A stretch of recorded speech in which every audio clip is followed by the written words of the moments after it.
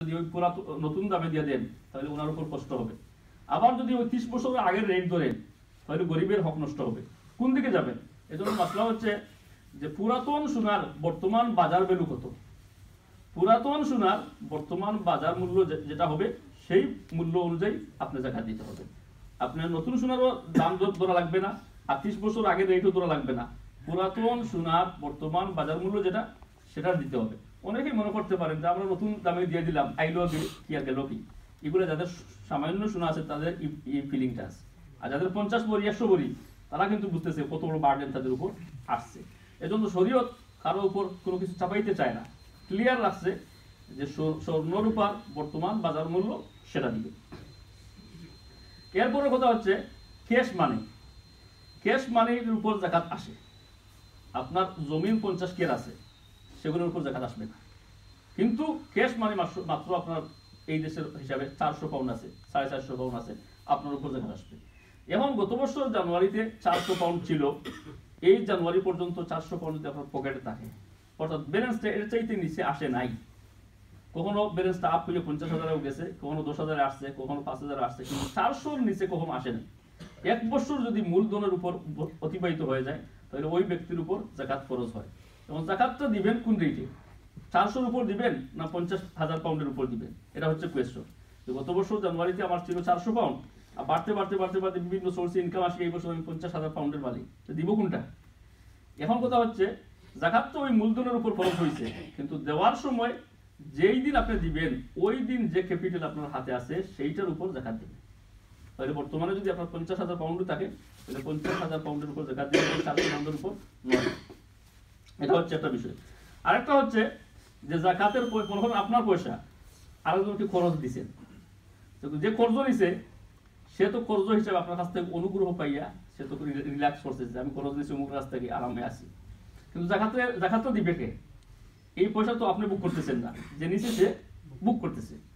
সেখানকার মশলা হচ্ছে যে যিনি ওই টাকার মালিক তিনি যাকাত দিবেন, যেহেতু মালিকের উপর যাকাত আসে, বুক দখলকারীর উপর যাকাত আসে না। হ্যাঁ, একটা জিনিস করতে পারেন যে যে নিচ্ছে আপনার কাছ থেকে 10,000 পাউন্ড বা 20,000 পাউন্ড, তাকে বলতে পারেন দেখেন এই পয়সাটা যদি আমি বিজনেসে লাগাইতাম তাহলে নিশ্চিত আমি প্রফিট পাইতাম, কিন্তু তোমাকে আমি ঋণ দেওয়ার কারণে আমি কিন্তু প্রফিট পাচ্ছি না, প্রফিট আমি নিবো না, তোমাকে ঋণ দিচ্ছি। এখন ঋণ দেওয়ার কারণে যেহেতু আমার উপর যেহেতু যাকাত আসবে, বছর শেষে তো আমার উপর যাকাত আসবে এই অ্যামাউন্টের উপরে, তুমি দয়া করে ওই যাকাতটা দিয়ে দিও। সে যদি এগ্রি হয় যাকাত দেওয়া তাইলে কোনো সমস্যা নেই। অথবা সে তার নিজ থেকেও যদি বলে ভাই তোমার টাকা কিন্তু তুমি তো এগুলো বুক করতেছো না, বুক করতেছি আমি, যাকাতটা আসলো পয়সার উপর, তুমি না দিয়ে আমি তোমার পয়সার যাকাতটা দিয়ে দিই, তাহলে আরো উত্তম, কোনো কথা নেই।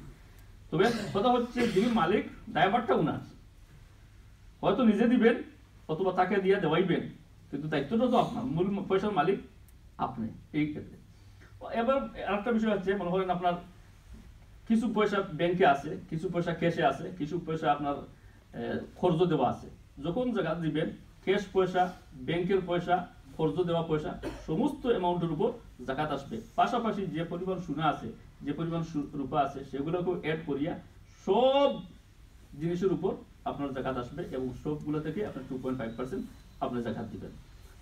আমরা অনেকেই কোম্পানির সাথে শেয়ার হই, বিভিন্ন কোম্পানির সাথে শেয়ার হই। তো শেয়ার হওয়ার পরে আমার মূলধন ছিল 10,000 পাউন্ড, এখন শেয়ারের মার্কেট বাড়ি বর্তমানে মনে হয় 50,000 পাউন্ড গেছে, কিন্তু পয়সাটা এখনো আপনার কাছে আসে নাই, কিন্তু শেয়ার মার্কেট বর্তমানে হচ্ছে 50,000 পাউন্ড। তাহলে বছর যেহেতু অতিবাহিত হয়ে গেছে, যাকাত যখন দিবেন ওই 50,000 পাউন্ডের দিবেন। হ্যাঁ, 10,000 পাউন্ড থেকে যদি আপনি নিচে নামিয়ে 5,000 পাউন্ডে চলে আসে তাহলে 5,000 পাউন্ডের যাকাত দিবেন, অর্থাৎ যেটাই আছে ক্যাপিটাল মার্কেটে সেটার উপর যাকাত দিবেন।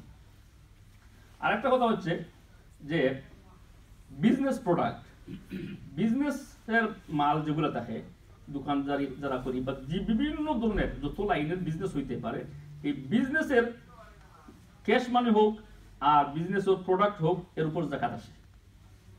এখন আপনি মনে করেন 100,000 পাউন্ডের বিজনেসের প্রোডাক্ট আপনার কাছে আছে, কিনছিলেন 80,000 পাউন্ড দিয়ে, কিন্তু বর্তমানে বাজার মূল্য চলে গেছে 100,000 পাউন্ড। তখন যাকাত দেওয়ার সময় ওই বাজার মূল্যে আপনার যাকাত দিবেন। আপনি একটা গাড়ি কিনছেন, তো গাড়ির উপর যাকাত আসে না, কিন্তু গাড়িকে রেন্ট দিয়া যে রেন্ট পাচ্ছেন সেই রেন্ট মনে করেন সপ্তাহে আপনি 200 পাউন্ড পাচ্ছেন, ওই রেন্টটা 200 পাউন্ড আপনার অন্যান্য ক্যাশের সাথে সোনা রূপার সাথে অ্যাড হইয়া এর উপরও যাকাত আসবে। কিন্তু যে গাড়ি আপনি কিনছেন যে মূলধন দিয়ে, সেটার উপর জাকাত আসবে না।